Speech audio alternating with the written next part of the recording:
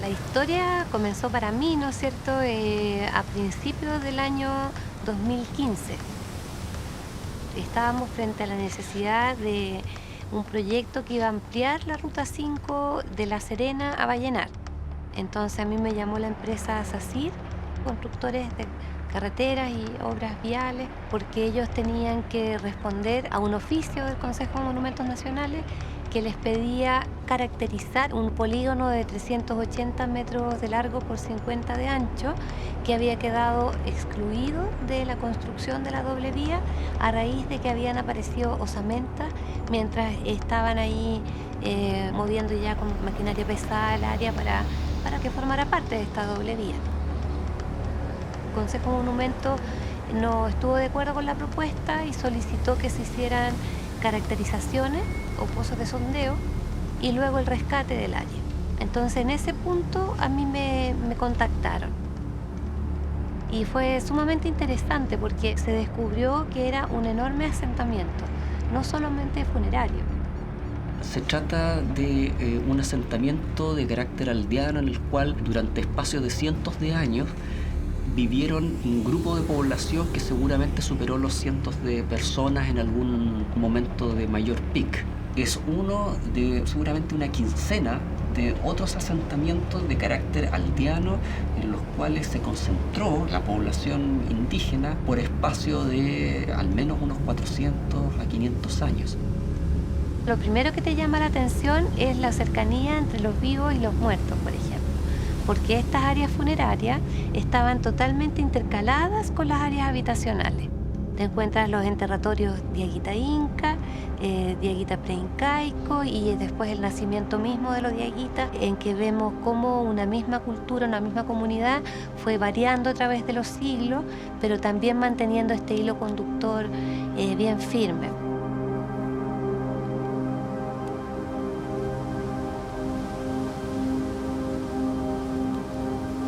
Hay una historia muy interesante, muy importante de estos territorios que les quiero contar ahora. Cuentan las abuelas sabedoras elquinas que en el año del Ñaupa, o el tiempo de los antiguos, ocurrió el primer aluvión devastador que destruyó todo el Valle del Elqui. Dicen estas abuelas que solamente se salvaron quienes se refugiaron en la cima de los cerros. Fueron los únicos herederos de todo un tiempo anterior, ya que su espíritu quedó para siempre petrificado en el cerro mismo. Se ve que tienen sus orejas, sus ojos, tienen su nariz, su boca, al igual que los seres humanos. Los aluviones en el Valle del Elqui se suceden cada 100 años aproximadamente, destruyendo todo a su paso. Son como grandes ciclos que se repiten incesantemente una y otra vez.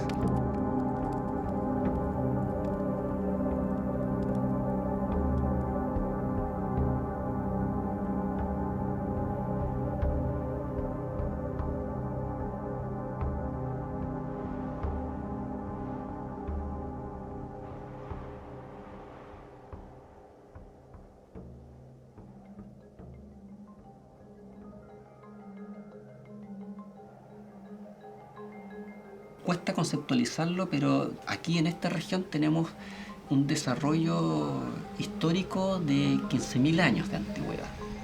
Y a lo largo de 15.000 años el clima fue cambiando. Las poblaciones fueron creciendo, a veces disminuyendo, otras veces creciendo.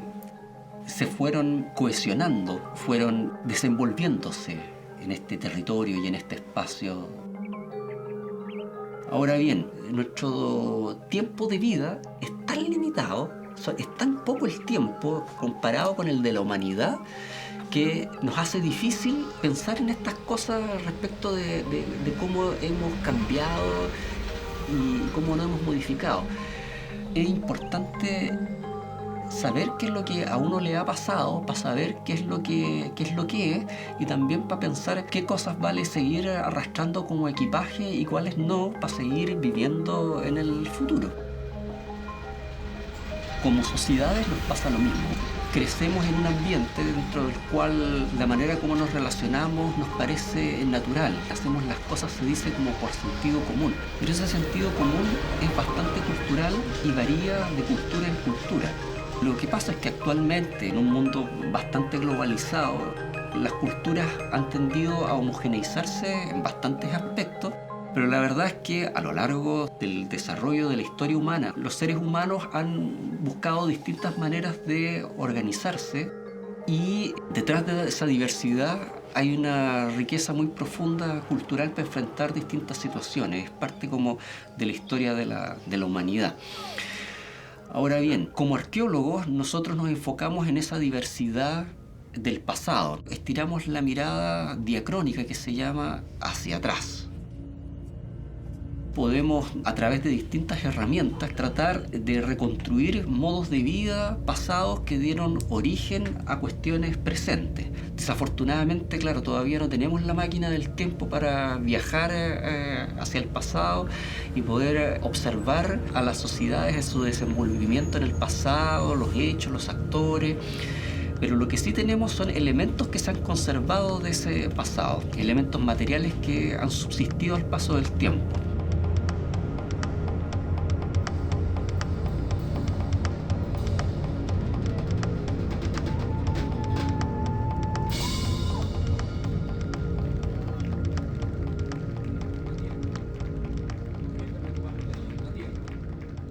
Yo soy una mezcla, soy un perro quiltro. Por un lado español, contador. Por el lado de mi papá, Cuturrufo, un apellido de Aguita. Somos descendientes del último cacique, Enrique Cuturrufo. Pesó mucho más en mi sistema de vida, en mi percepción de la vida y de mi entorno musical, pesó mucho más el mundo andino.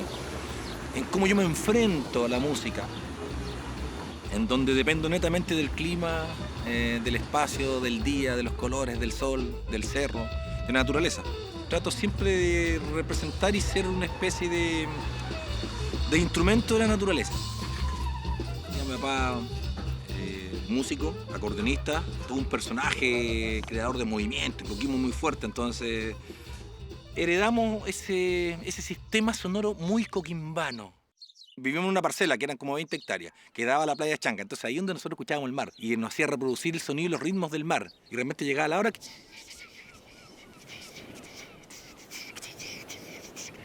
Pero también para el lado de la carretera pasaba la línea del tren, el Romeral.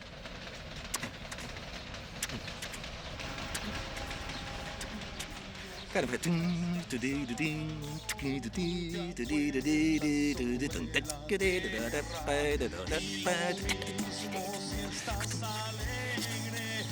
todo era sonido, la referencia de Coquimbo, el mar y la cordillera.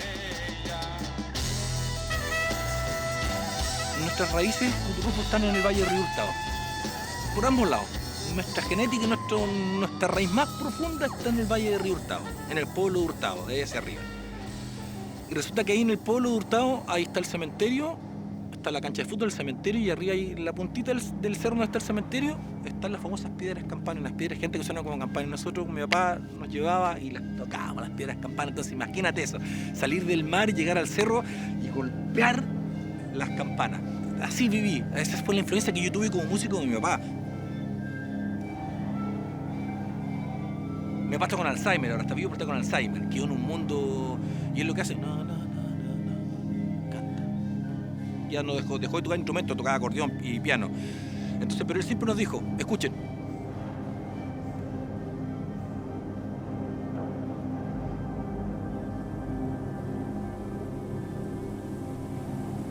Hay un dicho muy antiguo que dice del año Ñauca. ¿Has visto? Es del año, la gente te dice, oh, ese abrigo es del año Ñauca. ¿Cómo te...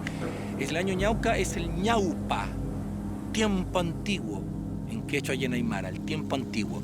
¿Y cuál es el tiempo antiguo? El mundo andino, el Ñaupa, es circular, porque el presente y el futuro es igual al pasado, con sus ciertos elementos que le vaya agregando, pero en el fondo se repite exactamente lo mismo. En cambio, el mundo occidental piensa plano. El pasado es lo depredado, el presente lo que se está depredando, y el futuro incierto. Fíjate. En cambio, el mundo andino no. Nosotros seguimos repitiendo con elementos nuevos, pero repitiendo siempre la misma historia. La misma historia. ¿Y cuál es esa historia? Que nosotros vivimos, que partimos del universo entre el cielo y la tierra y la habitamos, y cuando nos toque terminar nos vamos a transformar en exactamente lo mismo. Y el sonido para mí es así, y va sonando, y se mueve, y después se desarma, y se vuelve a armar, y se disuelve en el aire, y cuando el chino sopla el flautón, el sonido que está dentro de una estructura rígida, ¡fua!, se diluye, desaparece en el aire, y se vuelve a armar, y se suman, y se arma, y desaparece, vuelve a desaparecer, y se vuelve a armar, pero siempre está presente, siempre queda girando. Eso para mí es ser diaguita.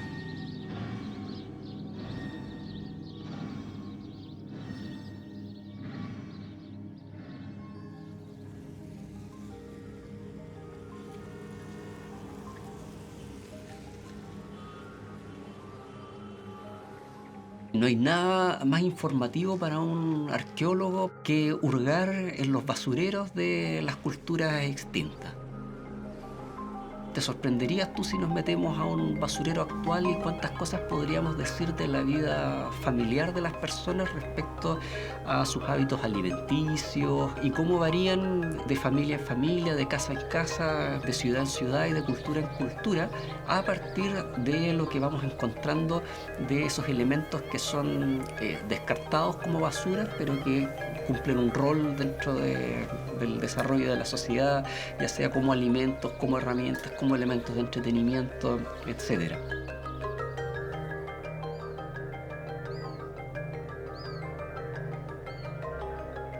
Otra fuente de información invaluable para nosotros es cuando excavamos a veces áreas funerarias.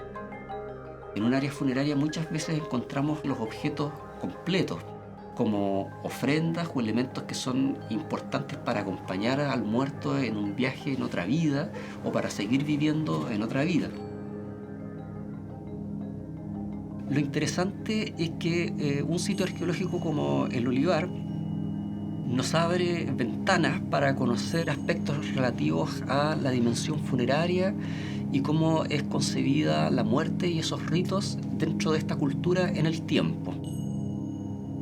En ese sentido hay una concepción de la vida después de la muerte algo distinta a la occidental o a la presente que tenemos hoy en día, en donde nosotros segregamos espacialmente nuestro cotidiano vivir del ámbito funerario y mortuorio. O sea, poblados nuestros se concentran en torno a una plaza, en torno a esa plaza hay distintos edificios públicos, negocios, y luego en la periferia empiezan a darse los espacios habitacionales. Y luego en un sector alejado y distinguible está usualmente el área conocida como un cementerio. Y allá se visita a los muertos.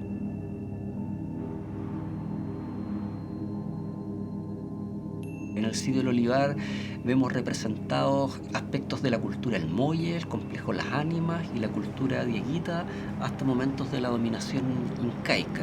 Destaca como el asentamiento más extenso, más grande que tengamos registro a la fecha.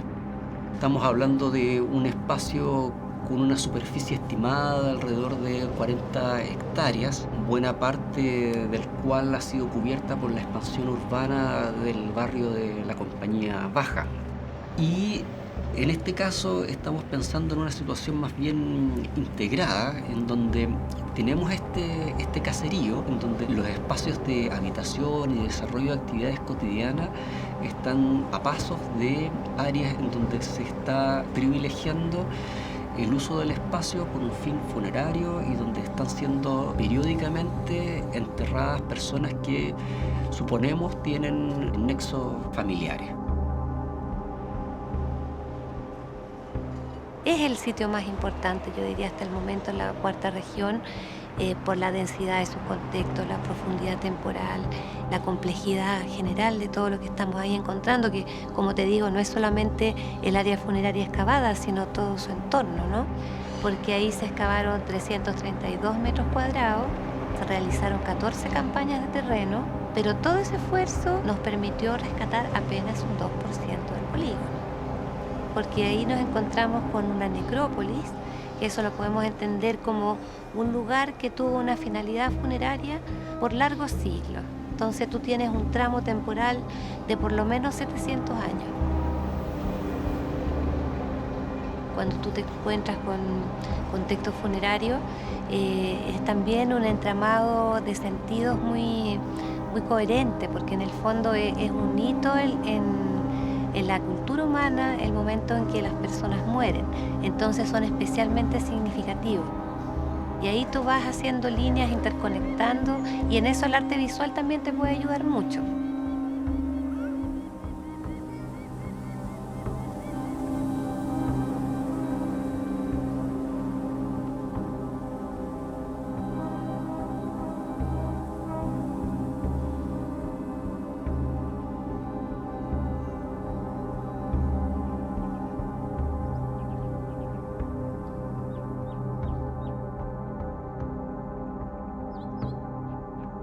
Hace como 30 años que yo siento como un palpitar, una cosa muy fuerte, no solo por el apellido de mi abuela, sino que por una cosa interna que me da vuelta en la cabeza y en el corazón, una obsesión de cómo eran nuestros ancestros. Y empezaba así a imaginar mucho cómo andaban, cómo corrían, cómo vivían, qué comían, todas esas cosas. Yo estaba alucinada. Pasó un tramo de tiempo que yo estaba criando a mis hijos chicos, entonces yo necesitaba más recursos y me dispongo con una micro empresa de alimentos, de banquetería. Y empecé a aprender mucho, estudié mucho del pueblo de Yayita. Por eso les digo, iba todo junto, tanto lo alimentario, lo etnohistórico y también ese renacimiento. Entonces empecé a preguntar también a mis abuelas. Y mis abuelas, estructuradas en una crianza antigua, en una crianza muy católica, ellas no me revelaban secretos. Entonces yo empecé como a escudriñar con mucho cariño y mucho abrazo. Les empecé a sacar sus secretos. Empiezo a saber que mi linaje viene de un abuelo que era Meiko. Meiko es sanador, curandero, yerbatero, y él también era compositor de hueso. Y él fue criado por su abuelo, a su vez, en el Limarí, y su abuelo era partero. Entonces también él sabía partería. Y ahí, por mi parte, yo ya estaba perdida en el mundo indígena, ya, porque ya yo aluciné.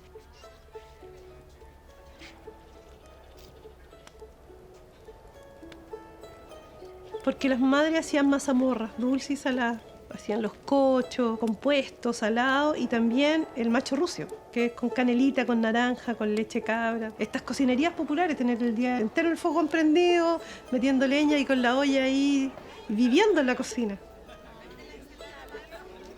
Y nuestras cocinerías no son así como gourmet, no tienen nada que ver con eso. No hay este plato de entrada, ni después el plato fuerte, ¿no? Eso es un arquetipo europeo que lejos de nuestras comidas. Nuestras comidas son abundantes y se picotea y se va sacando, se corta el pedazo de carne, se echa dentro de un pan, después pescáis una sopa, tomáis una sopa y en la mañana es el plato poroto, con huevo arriba.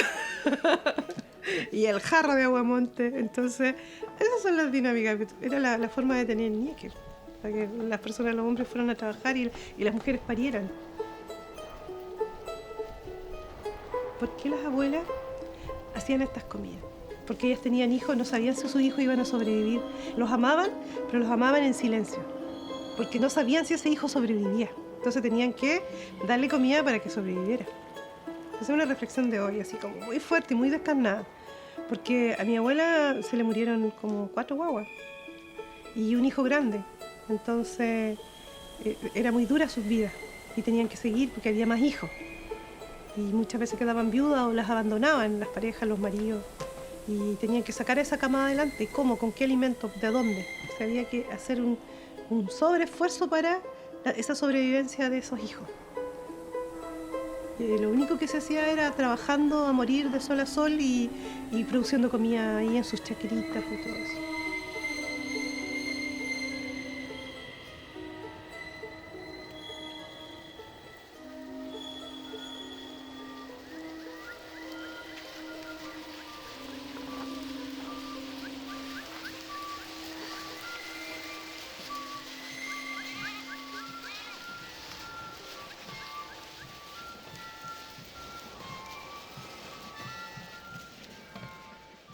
Yo venía de menos a más con el tema del olivar, porque estaba participando en el olivar apoyando a Paola González cuando me pidió que llevara a algunos chinos para allá. Y en ese aporte ya nos empezamos como a cohesionar con otros grupos y nosotros pasamos finalmente nuestra asociación Elque a conformar un conglomerado que se llama Consejo Nacional Dieguita. Y empezamos a trabajar súper bonito y hasta el día de hoy nosotros hemos trabajado sin parar. Entonces se ha ido conformando un esfuerzo que si bien no ha dado resultados inmediatos, pero ha sido una escuela, un aprendizaje, y también con la mesa con el Estado, que ha sido bastante complejo porque lo que nosotros pensamos desde nuestra visión y cosmovisión es muy diferente a lo que ellos piensan, porque ellos están enfocados a abordar la carretera y a pasarla, y la opinión de nosotros no es trascendente para ellos. Pero la ley afortunadamente deja una pequeña ventana que dice que las comunidades deben ser consultadas. Entonces nosotros estamos haciendo eso, velar por nuestro sentir y por el respeto a ese sitio, que es un sitio trascendente.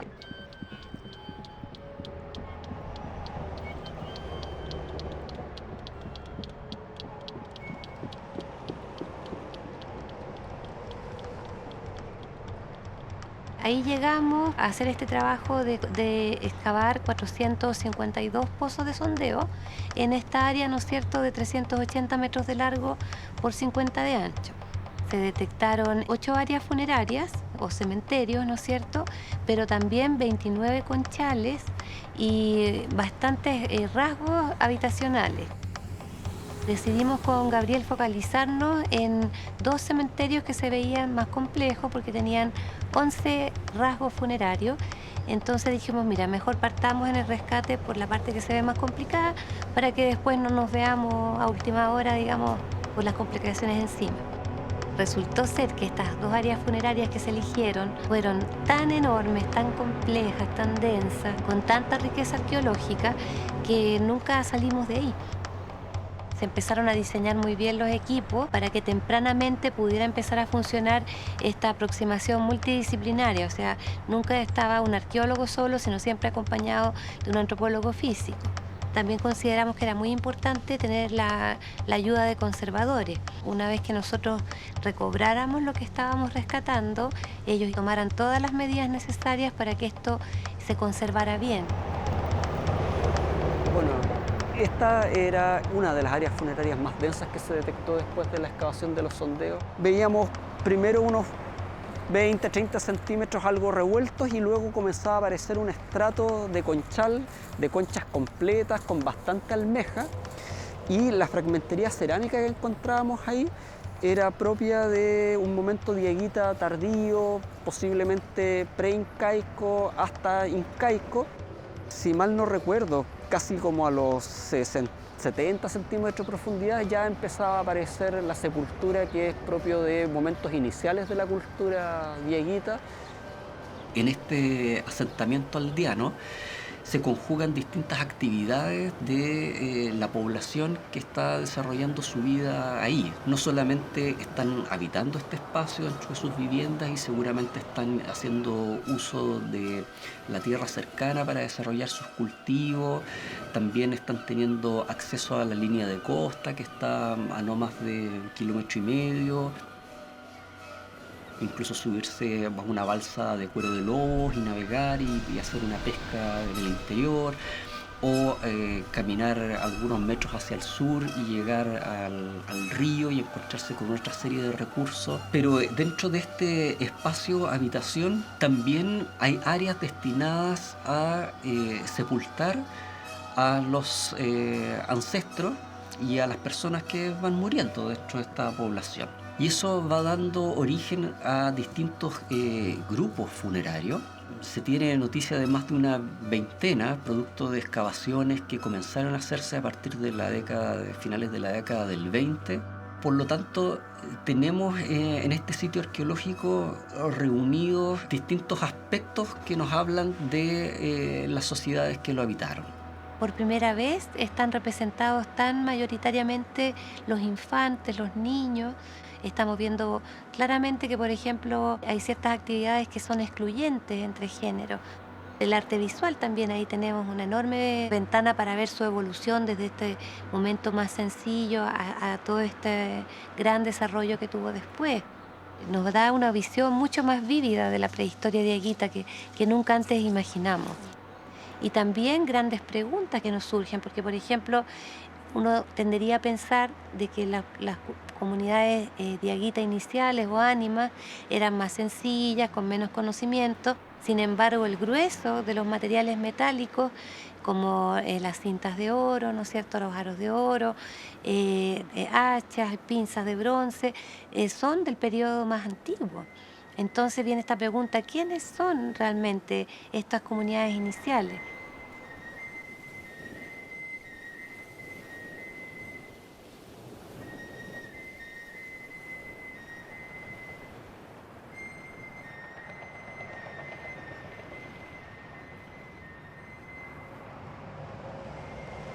En la interpretación que yo he hecho del sitio del Olivar, nos permite ver una condición prístina, pero a la vez nos permite ya entender de que allí hay ciertos rituales, un gran cementerio en la cual los rituales, las costumbres aparecen de manera nítida, de manera extraordinariamente clara, porque efectivamente entonces nos están indicando los patrones de comportamiento, cómo se emocionaba la gente. Es importante. ¿Cuál era su cosmovisión? Es decir, su manera de ver y sentir el mundo, ¿no? De pensar el mundo. Entonces, cuando la gente moría, ya sean los niños, adultos, hombres, mujeres, están acompañados de ofrendas. Y ofrendas fundamentalmente ligadas al mundo de la alfarería. Es decir, estamos hablando de una ciudad alfarera, ganadera, extraordinariamente compleja, que tenía entonces una organización. Entonces nos permite unir del patrón de la cultura material, llegar a hacernos preguntas sobre la cultura inmaterial. ¿Cuál es la visión que tiene el llamado diaguita de la muerte?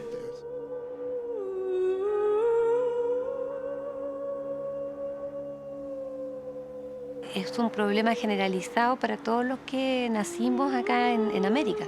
Te fijas, donde tenemos una memoria escrita muy corta, o sea, son 500 años de documentos y de relatos occidentales, pero 20.000 años de un pasado muy rico, pero que solamente nos habla de él los elementos materiales.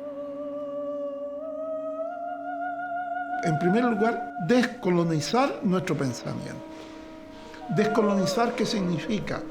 En términos prácticos, reconocer que tenemos ancestros indígenas, reconocer que tenemos en nuestro ADN, que tenemos en nuestra sangre ancestros indígenas.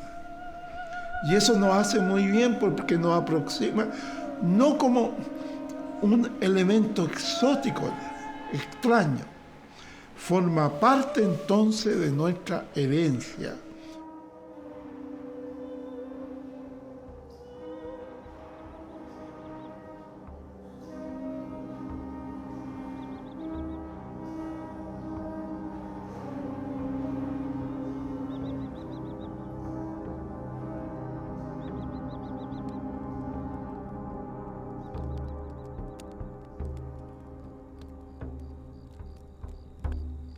Los aluviones en el Valle del Elqui se suceden, cada 100 años aproximadamente, destruyendo todo a su paso. Hay que partir nuevamente desde cero. Eso sí, ningún aluvión tan grande como el primer aluvión de la historia. En este primer aluvión se salvaron estas pocas personas, quienes son los que se llaman hoy en día los primeros antiguos. Las abuelas curanderas o machis de estos territorios cuentan que todo su poder viene de estos primeros antiguos, una cadena inmemorial. También se cuenta que en aquella época los cerros eran muy bajitos y se dice que el aluvión era tan grande, a pesar de que las personas estaban arriba de los cerros, el agua los iba a alcanzar y iban a morir. De hecho, muchos murieron y algunos de ellos quedaron convertidos en peces, otros quedaron convertidos en algunas rocas. Los espíritus se apiadaron y decidieron ayudarlos, enviando un culebrón gigantesco de tamaño descomunal que subió a esta tierra por una laguna que está en la cordillera. Y esa culebra subió y se metió adentro de los cerros y los empezó a empujar. Como era tan descomunal y tan grande su fuerza, empezó a empujar y empezaron a haber terremotos, sismos, volcanes. Se movía toda la tierra y empezaron a subir los cerros. Las personas se agarraban de las rocas como podían para salvarse.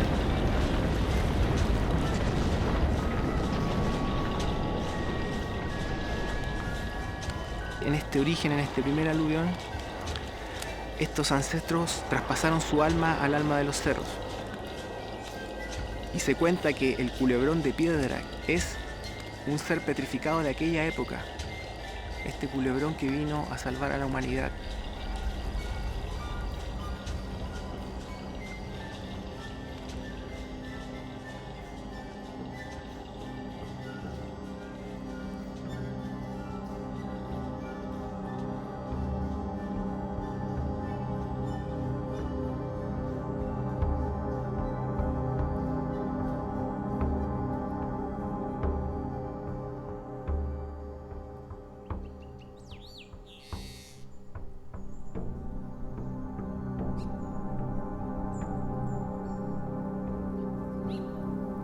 Yo pensaba que ser diaguita era como estar en tu tierra con todos tus animales, con todo era comida. El maqui era comida, todo lo agarrábamos de los árboles, de los ríos, los peces, los choritos, todo estaba ahí.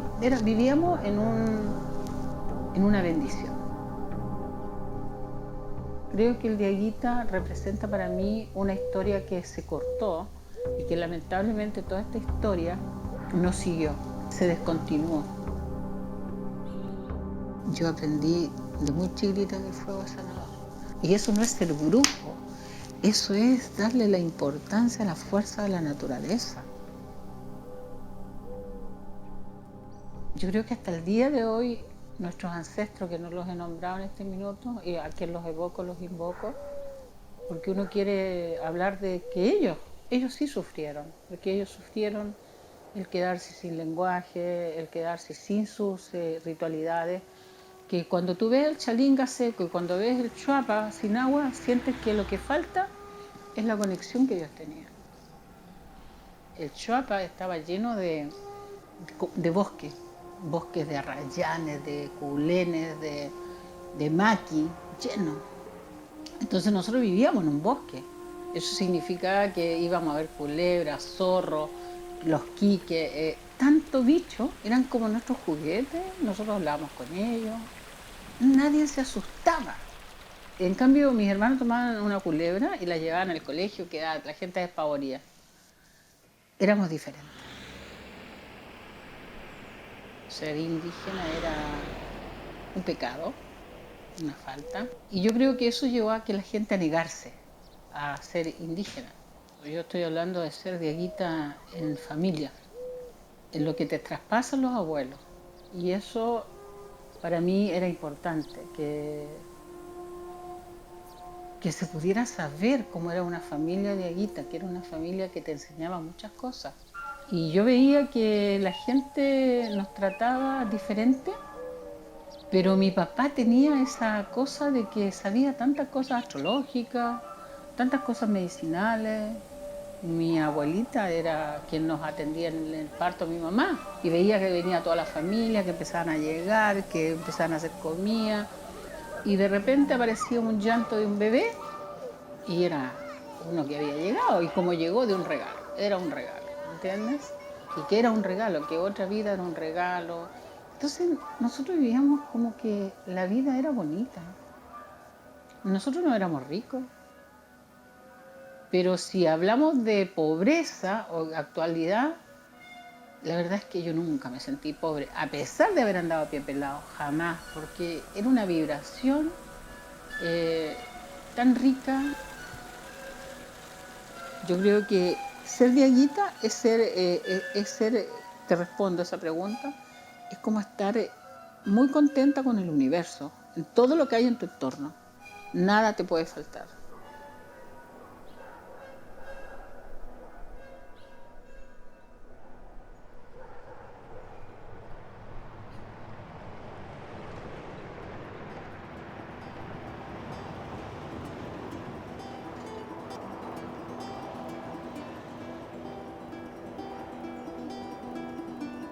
A mediados del siglo XV, alrededor de 1450, se materializa la expansión del Imperio Inca hacia esta región y eso se consolida como un dominio político en donde la población local sigue desarrollando sus costumbres, pero también debe prestar servicios y un tributo al Estado inca. Al momento de enterrar a las personas empiezan a ser rodeadas de una mayor cantidad de objetos. Debió incrementar la producción agrícola que permitieron al Estado tener depósitos para solventar actividades de carácter estatal en estos territorios. Los sistemas de postas y comunicación, famosamente conocidas con la red vial incaica o caminos del Inca, instalaciones arquitectónicas asociadas, muchas veces llamadas tambos, que no te quepa duda que detrás de esos tiempos de mayor abundancia hay un discurso también de que es una situación propiciada por la figura del Inca gobernante y su relación con las divinidades, que son las que finalmente permiten que realmente el ciclo reproductivo y económico sea exitoso. Por lo tanto, la relevancia que tienen las huacas o estas divinidades y el correcto relacionarse con las huacas es fundamental. Entonces, cuando se encuentran culturas distintas, como la cusqueña, con la local, hay una validación de los distintos grupos por esta manera de concebir el estar en el mundo. Indudablemente, los incas iban a enfatizar la injerencia que podía tener el sol, como Inti o Illapa, la fuerza del relámpago y otras manifestaciones que adquiere, y cómo la contribución de estas fuerzas sobrenaturales alimenta el poder y beneficia el poder que viene del Inca y las distintas facciones que conforman la élite que finalmente gobierna el imperio. Ahí se produce todo un diálogo a nivel del arte visual, donde el Inca, lejos de hacer desaparecer esta memoria diaguita, la alienta de alguna manera, pero también va buscando pequeños guiños para él hacer ver a nivel gráfico su cosmovisión. Fueron muy sutiles al momento de efectuar cambios en su arte visual. O sea, por ejemplo, el Inca nunca desincentivó la producción de estas simetrías complejas, de este mundo simétrico tan característico de los diaguitas, sino que al contrario, o sea, más bien lo potenció. Vemos que mejoran los colores, se adelgazan las paredes, ingresa la cuatripartición dentro de unidades que son de los diaguitas, unidades de diseño. También viene el concepto de la oposición cromática. Si antes los diaguitas siempre tenían un fondo blanco, el Inca lo invierte, lo pone negro. O si antes las grecas eran solamente negras, ahora pone una negra enfrentada con una roja. O sea, ellos intentan de alguna manera dar a conocer su cosmovisión, pero con el lenguaje local. Empezamos a encontrar estas obras maestras, ¿no es cierto? El quero doble, el felino acompañando niños, piedras huacas, que son estas piedras de formas caprichosas que están siempre cerca de entierros de niños. Tenemos al menos 2 ejemplares conocidos y completos que remiten a un tipo de vasija que es propio del estilo inca, como es el quero, pero que en este caso los hallamos como 2 contenedores unidos por un asa de forma animal. E interesantemente, los diseños que están contenidos en la pieza remiten por una parte más a la tradición estilística diaguita propiamente tal, y de otra una tradición estilística iconográfica más cusqueña. Todo ese componente local fue ampliamente aceptado y desarrollado por el Inca. Incluso lo fue distribuyendo a otras áreas donde antes nunca había llegado. Entonces emprendieron en conjunto todo el avance del Tahuantinsuyo, que es el nombre del Imperio Inca. Los incas no avanzaron solos, sino que avanzaron con los diaguitas. La llegada de los incas acá plantea una situación bastante interesante de investigar, que es cómo su dominio en la zona pudo llegar a generar procesos de diferenciación social por las oportunidades y las amenazas a las que se vieron enfrentados esta misma sociedad que era la diaguita.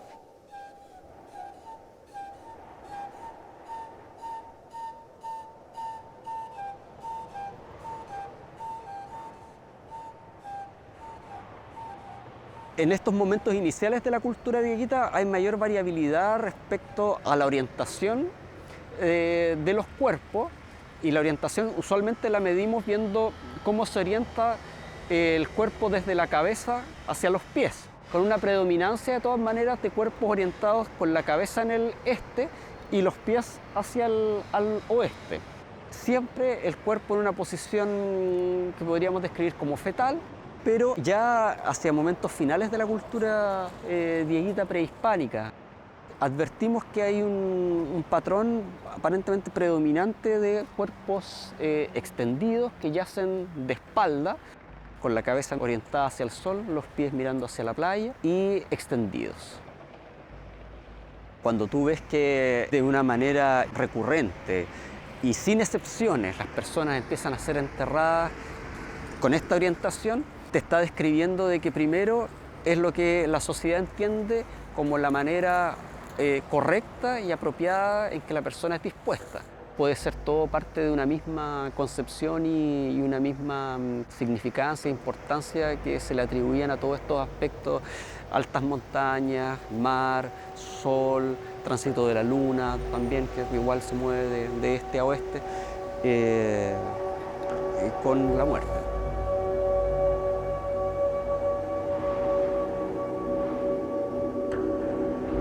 Claro, ahí también empezamos a ver que había una vinculación entre la ofrenda y las características de la persona. Estoy pensando en estas mujeres en que estaban acompañadas de torteros y sus inserciones musculares denotaban haber estado largas horas produciendo, ¿no es cierto?, textiles. Me recuerdo esta alfarera que estaba junto a su pan rojo de tierra, contenido en una concha de loco, y el ademán como de prácticamente abrazar sus instrumentos necesarios para seguir produciendo o que habría utilizado en su vida para producir alfarería. Yo pensaba cómo ese gesto de apropiación y de cuidado, de valor, se reflejaría en un universo visual tal vez riquísimo que ella trabajó y creó en el transcurso de su vida. Otra cosa que a mí me llamó mucho la atención era la delicadeza con que estaban dispuestos los ajuares de niños, por ejemplo. Yo encontré muy conmovedor la presencia de estas vasijas en forma de pecho femenino acompañando infantes. Un tipo de jarro zapato que tenía aplicaciones que daban la morfología de un pecho humano.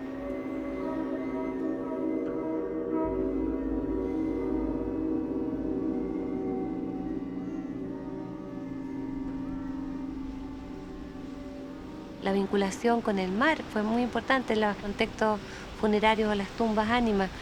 Recuerdo en este momento a esta persona que estaba asociada a un diente de tiburón y que también los antropólogos físicos detectaron que tenía esta patología que se llama exostosis auditiva, que se produce cuando tú nadas en agua fría o buceas. La alta presencia de espátulas, de elementos para consumo de alucinógenos, tanto en hombres como en mujeres de este momento inicial de lo dieguita. Se habla de que no había un especialista, sino que era una práctica social bastante generalizada en la población adulta.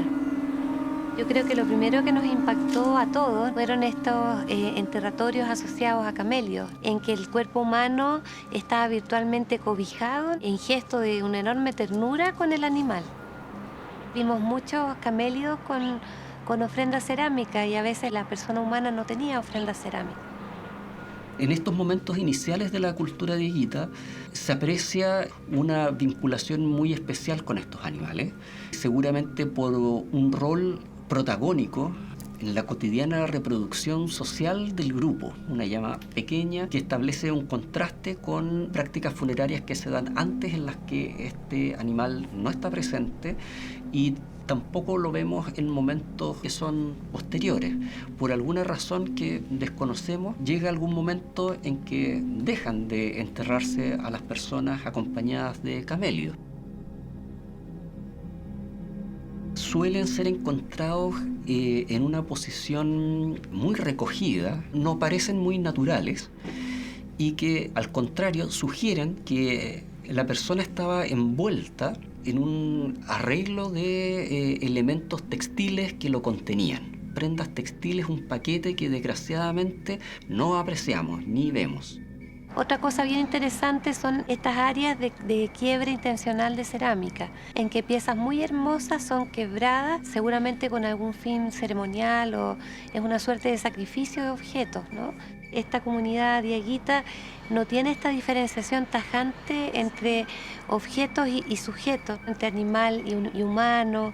Ellos están mediando en el mundo de la muerte fuertemente con el poder evocador de estos elementos, o sea, animales o objetos, digamos, de forma humana. Estamos en un universo de pensamiento diferente, claramente.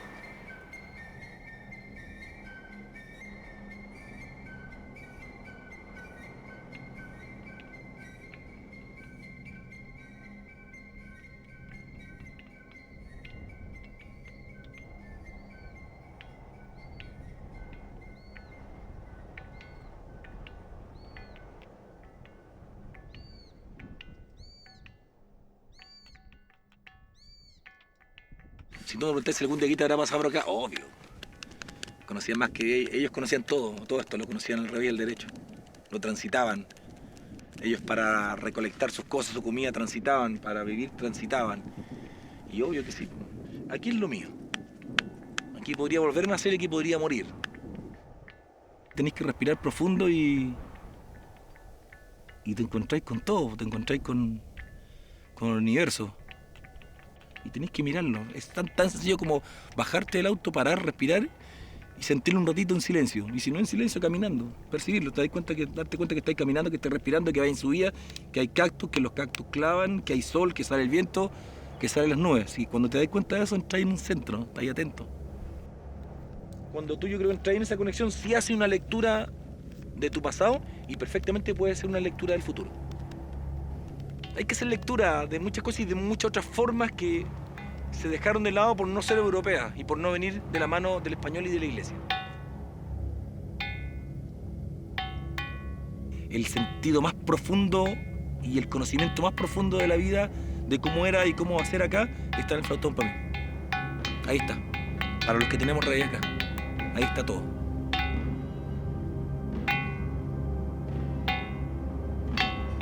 Tú sopláis, el flautón suena y antes de soplar tú te leváis, saltáis.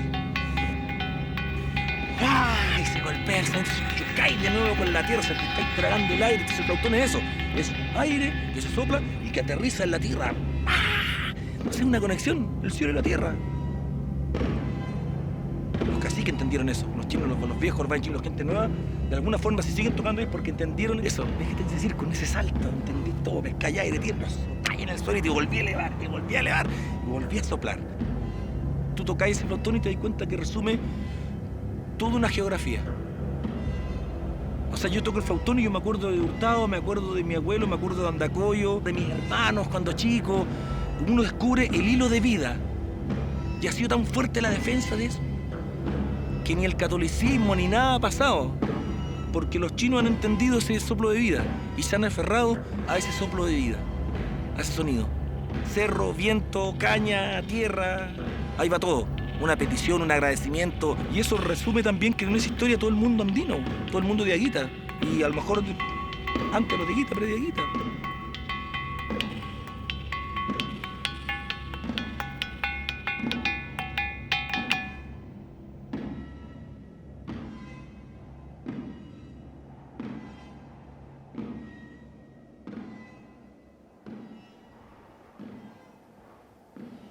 Acá hay algunos de los dibujos que hizo Claudia Campos sobre el arte dieguita. Acá tú puedes ver una enorme variedad de patrones que le llamamos ondas y que te demuestran en el fondo la verdadera, como, no sé si llamarla obsesión, pero un enorme esfuerzo por explorar todas las posibilidades había en términos de simetría, de cambios cromáticos, a partir de esta misma unidad, que es sumamente antigua, que también la tenemos en vasijas de lo que antes llamábamos Complejo Cultural Las Ánimas, en base al descubrimiento del sitio del Olivar. De alguna manera, el pueblo dieguita hizo todo un desarrollo cognitivo, artístico, en base a una imagen que trascendió en el tiempo. Reflejan un poder muy fuerte en términos identitarios, hay algo que posee esta imagen culturalmente tan importante que atraviesa los siglos, ¿te fijas? Y llega incluso hasta los momentos del Diaguita Inca. Uno de los vasos del Quero Doble tiene precisamente el patrón Onda, y el traje, por así decir, o las bandas decoradas del felino también es de patrón Onda. Tú ves un tránsito casi de 700 años en que por alguna razón los diaguitas están trabajando esta unidad, complejizándola, embelleciéndola como un verdadero cristal, en que después le cae una unidad mínima y la unidad mínima va a seguir un comportamiento predeterminado. Pero por eso, si tú te llegas a equivocar en una proporción, en una extensión, el diseño colapsa, porque requiere que esto sea justo y preciso.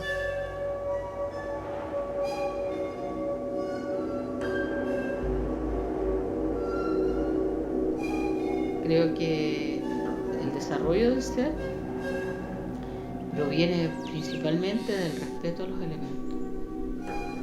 ¿Y por qué? Porque han existido siempre. Tomo mi cuerpo espiritual. Porque yo, ¿qué saco con saber que tengo un espíritu y no lo trabajo? El espíritu es para trabajarlo. Yo ayer me volví lluvia. Me crecí, me expandí, yo dije, ya yo soy lluvia y lluevo. Me puedo expandir, porque soy parte de este territorio. Yo no creo que mi papá se haya leído a Platón en su tiempo, no lo creo porque nunca lo vi, pero él lo aprendió. ¿Cómo lo supo? No lo sé, pero los ancestros lo sabían. ¿Entiendes? Que nosotros somos fuego, somos agua, somos todo lo que somos. Hay una historia muy linda que a mí siempre me ha gustado, que es la historia del hombre de sal. Había una vez un mono de sal que conocía todo menos el mar. Y el mono sal mete el dedo y ve que se le desintegra el dedo. Le dice, sí, se me desintegró el dedo, pero sigo sin entender qué eres tú, que eres el mar. Bueno, te tienes que seguir dando más a mí para que me entiendas. Y se empezó a meter y se empezó a disolver. Y cuando ya estaba el último granito por disolverse, dice, ah, ya entendí, el mar soy yo.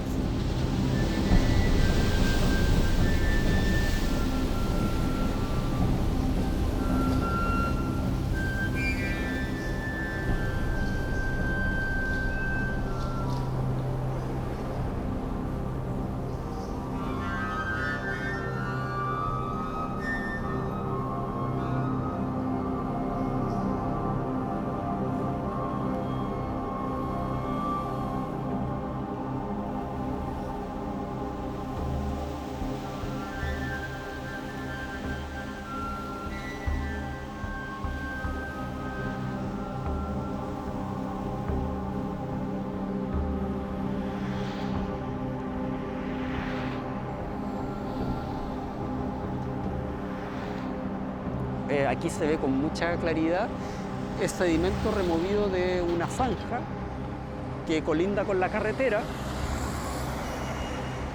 y que, cuyos restos dan cuenta de una ocupación de tipo conchal en este extremo del sitio.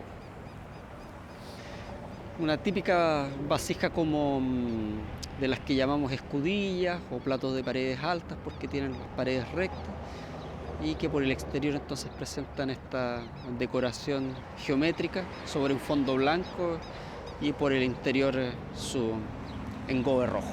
Este es un fragmento de lo que llamamos plato zoomorfo, también con esas paredes verticales rectas. O sea, si tenemos que reconstruir un poco la forma, esto iría así, cerraría acá, y por el otro lado tiene un protúbero que es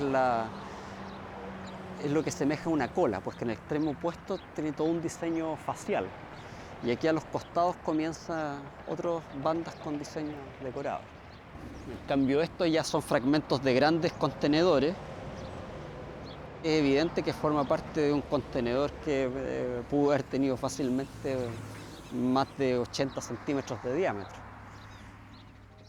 Imagínate lo que sería tener en la ciudad de La Serena un auténtico parque arqueológico o museo de sitio. Podría ser un verdadero faro visibilizador de este pasado, de este patrimonio prehispánico. Y no solamente el visitante externo, sino que la propia comunidad que vive acá, los niños que están aprendiendo. O sea, esto tiene un potencial gigantesco. El trabajo está como en una suspensión. No es que desde que terminamos las excavaciones en el año mediados del 2017 hasta ahora hemos tenido un intenso programa de trabajo enfocados a analizar y construir un relato histórico sobre el sitio del Olivar.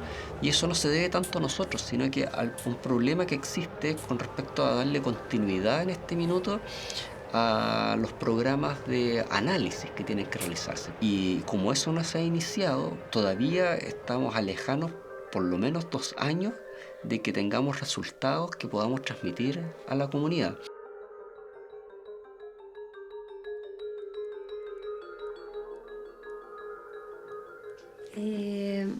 Bueno, nosotros después que terminaron las excavaciones, trajimos los materiales, teníamos por lo menos 170 vasijas completas, pero gran parte de ellas estaban fracturadas. Como unas 40 nomás estaban en buen estado, recién sacadas de su lugar original. Entonces ahí Francisca Gili fue una gran ayuda, porque comenzamos hace 2 años atrás a tomar estas vasijas completas pero fracturadas, y ella las estuvo restaurando, que el proceso en sí mismo te lo puedo explicar de mejor manera. Estas piezas en tiempos prehispánicos, por lo que nos dice la etnografía, se entendían como seres sintientes, como personas. Entonces estamos tratando de ver su historia de vida. Y de repente las unimos todos los fragmentos, y nos damos cuenta que hay como distintas coloraciones entre un fragmento y otro, y en algunos casos nos hemos dado cuenta de que hay un chayado como con algún pigmento rojo, que puede ser algún óxido de fierro, no sé, hay que investigarlo. Entonces está la pieza, la fragmentaron, y sobre eso hicieron como una chaya de mineral así de polvo rojo. Entonces no solo estamos viendo como actos rituales, sino estamos viendo también como la performance del rito en las huellas y en las marcas que van quedando en las piezas. Esto acompañaba el entierro de un músico que tenía 3 cintas de oro planas, y estaba rodeado por 2 grandes camelios, uno de ellos embarazada, en una disposición totalmente simétrica. Entonces hay una observación bien interesante que nos hizo una etnomusicóloga, Mónica Gudemo, ya no solamente en el arte visual, sino que en la disposición de los cuerpos. Claro. Los bailes chinos tradicionales tienen un paso que se llama mudanza. Entonces replican la simetría, o sea, son 2 flautistas que actúan casi como 2 unidades mínimas, al igual que los patrones decorativos. Entonces tú dices, acá hay algo, o sea, hay algo que además se ve en la morfología de las flautas y lo que se conoce sobre las antaras, las pifilcas, y probablemente también en los instrumentos que nosotros encontramos de hueso en el olivar. Hay un tránsito entre lo auditivo y lo visual, y está presente todavía en todas estas fiestas que a veces tú ves que son multitudinarias. O sea, la peregrinación de las personas hacia Andacollo sigue rutas ancestrales que las han hecho por milenios.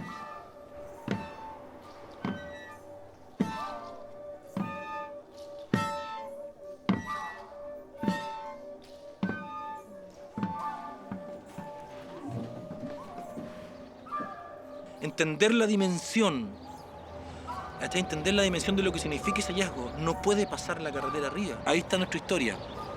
El hecho que se conozca nos va a hacer entender de cómo se vivía, y que nosotros hay ciertas conductas que tenemos que recuperar y que nos hacen bien, y están ahí. Ahí hay códigos, ahí hay sistemas de sonido, hay formas. Aquí todo el mundo se queja de los perros, que los perros callejeros, y que aquí, que allá, y ahí están enterrados con perros como animal sagrado, los chollos.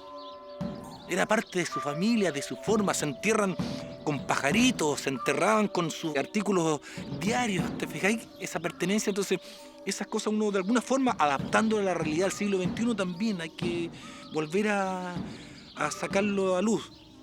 ¿Y cómo iluminas la oscuridad? Con fuego. Y mi fuego y mi llama en este momento es mi arte, es mi música. Si la etnia despertó en este tiempo y se atravesó en la carretera 5, fue porque hay una causa mucho más grande y que es despertar. Si ellos fueron tan fuertes espiritualmente para haber pintado vibraciones de niveles altos, creo que ellos se atravesaron en la carretera 5 para decir, nosotros vamos a hacer lo que fuimos antes y ese es nuestro camino.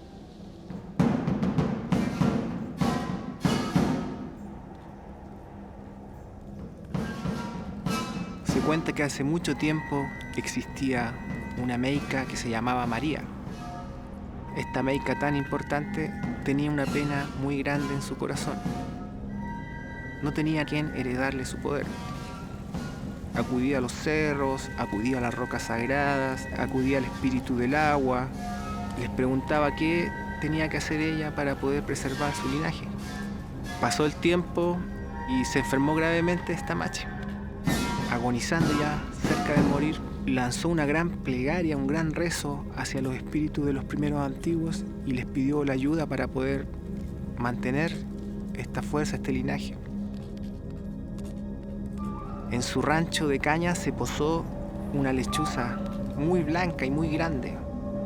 Y se cuenta que el alma de la meica salió de su cuerpo de humana y se traspasó al cuerpo de la lechuza. Voló en la lechuza hasta el lugar que se conoce actualmente como la piedra de la lechuza o la piedra parada. Se posó sobre esta piedra y dejó para siempre el espíritu de esta curandera María en esa piedra. Por eso también se la conoce como la piedra de la María. Y esta fuerza sigue estando latente en el territorio para siempre, esperando que las personas vuelvan a recordar su origen.